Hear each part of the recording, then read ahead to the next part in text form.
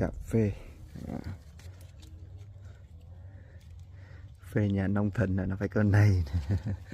Trồng sen chung với cà phê tiêu với sầu riêng nha. 3 môn phối hợp. Đây, đang thu cà phê ha. Năng suất rất là im nha.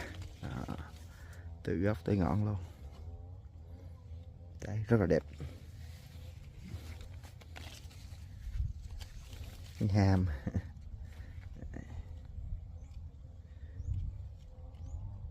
Sử dụng chung phân thuốc với sầu riêng nên là nó rất là đạt trái, và thứ hai nữa là Rệp Sáp quản lý rất là ok.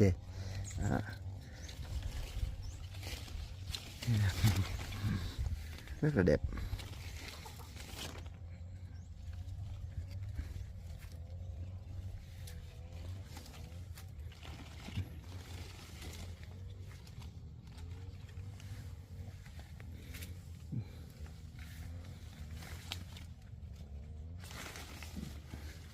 Tròn cây